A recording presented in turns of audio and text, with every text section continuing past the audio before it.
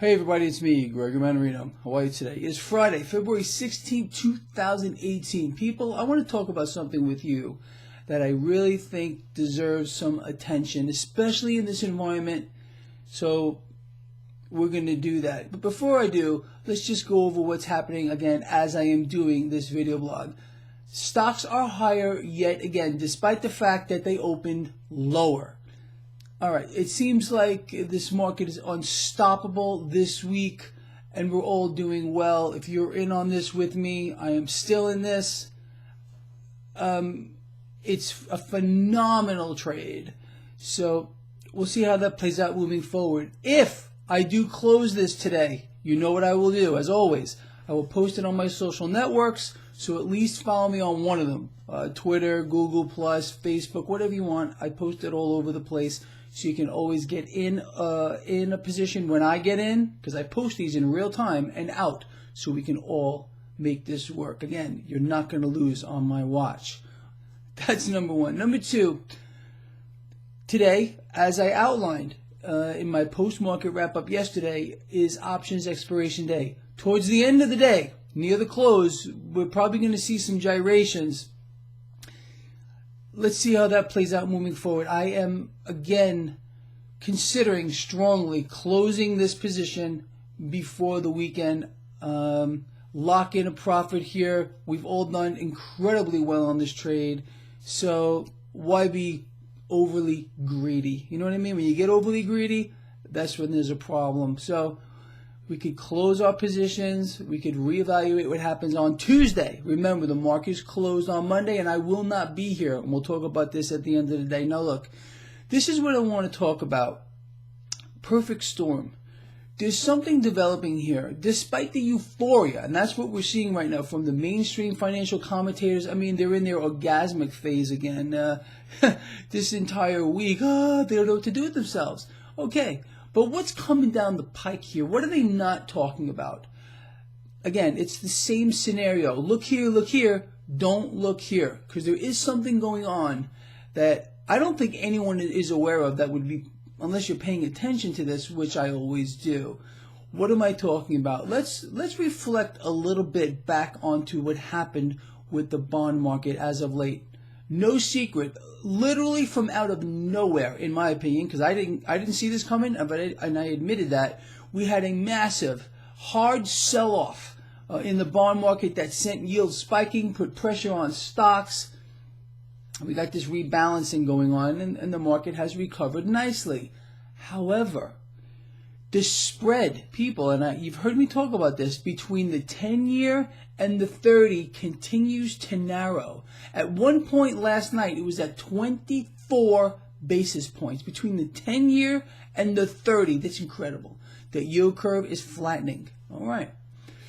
So, as a matter of fact, I was on the phone with Greg Hunter, your friend and mine. Last night we were talking about this, and I said, Greg, I want to run this by you. I think he might have mentioned it in his weekend wrap-up. I didn't get a chance to watch it yet, but it's very important. So here's the perfect storm scenario. I want you to think about what I'm going to say here. So stocks appear to be ripping higher, and I would not be surprised. I would not be surprised at all to see stocks hit their recent high just before the sell-off.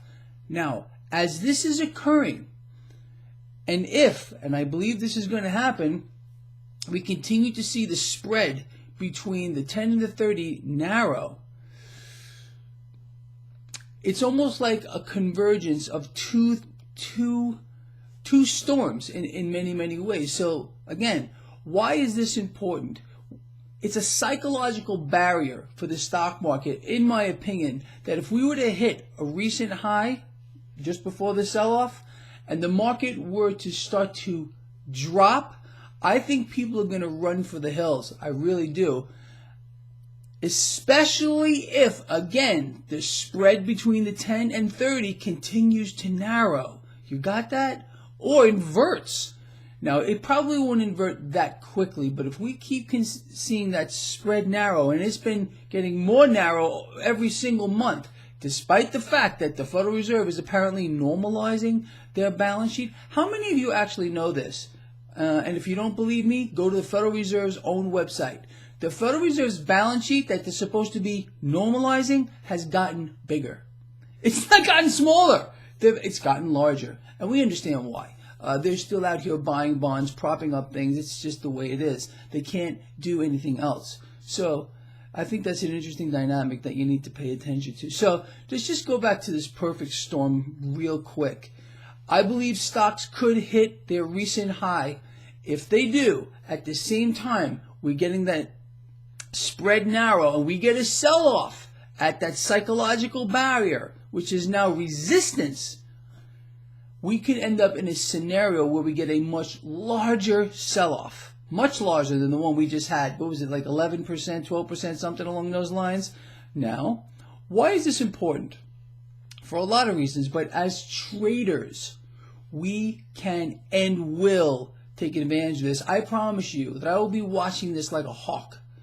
And at that time, if we see this scenario unfold, we are going to short probably the S&P 500 and make a stupid, did you like the way I said that? I really emphasized amount of money. It's the truth. We may see a 15-20% sell-off at that point, maybe larger. I don't know. All I am saying is this flattening yield curve is not a good sign. And everyone knows it, despite what the talking heads on the freaking mainstream channels are going to try to convince you. Oh, it's okay to have a flat yield curve. Oh, it's okay to have an inverted yield curve. Meanwhile, the last two times that happened, we had, well, the time before this, we had the 2008 meltdown, and the time before that, we had the dot-com bubble burst. But it's okay. It's okay. You know that, right? Look, you know that you can't listen to 99.9% of the stuff that comes out of their mouth. It's the truth. So anyway, I really wanted to bring this perfect storm scenario to your attention, and I want you to ponder that. I want you to think about that, and I would love to hear from you. A lot of traders follow this blog. A lot of people that are into this stuff follow this blog. Well, you know what? Let's start a dialogue. Start posting here. What do you think about this? Again, I will read the comments, promise. And again, let's sum all this up at the end of the day where we will reconvene. I'll see you then.